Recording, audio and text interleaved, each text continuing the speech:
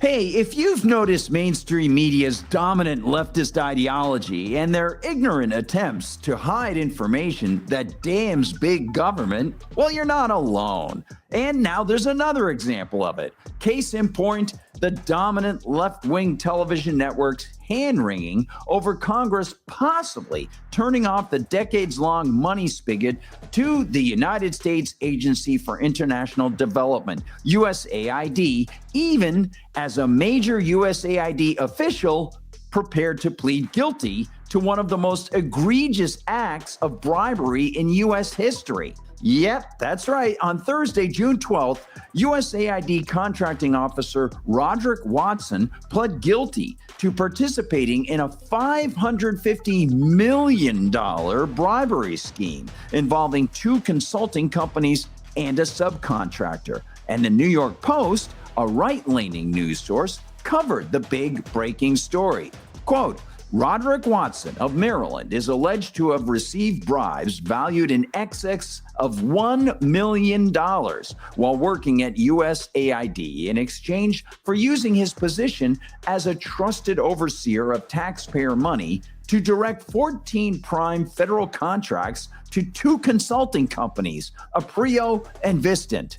Watson, 57, pleaded guilty to bribery of a public official and faces up to 15 years in prison. He's scheduled to be sentenced in October. As part of the elaborate scheme, Walter Barnes, owner of Vistant, and Daryl Britt, owner of Aprio, used Paul Young, the president of a subcontractor used by both Vistant and Aprio, as a middleman to conceal some of the bribes destined for Watson, according to the Justice Department. End quote. Yeah, that's right. A big story. But guess what? You won't find coverage of it on the dinosaur television networks, a phenomenon that MRC-TV and others noticed. In fact, ex-user MBuster on June 14th noted, quote, hey, at CNN, at MSNBC, at CBS News, at ABC, at NBC, how come no coverage of this? Well, some research provided a possible answer to Mr. MBuster's question about them not covering USAID. And that answer comes in the fact that MSNBC was too busy promoting USAID at the same time the suspect was pleading guilty. That's right.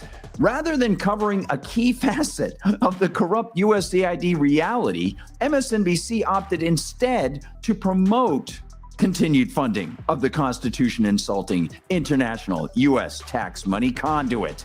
They devoted a page of their left-tilted website to former Republican National Committee RNC chair Michael Steele and his opinion piece that lamented in part, quote, now President Donald Trump is asking them to approve a rescissions package that would retroactively cancel grants that gave food to the hungry and medicine to the sick, building goodwill for the United States around the world.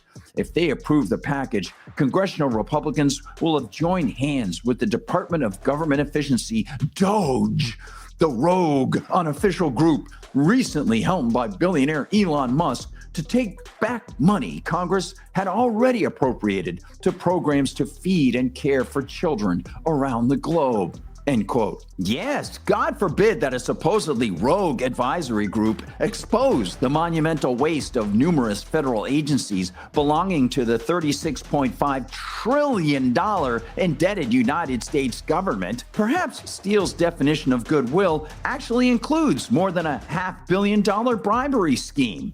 Perhaps he neglected to look into that major case as he and MSNBC plastered his nonsense all over the web. But one thing is certain, neither he nor MSNBC, nor even DOGE, focus on the dangerous path away from the Constitution that USAID represents.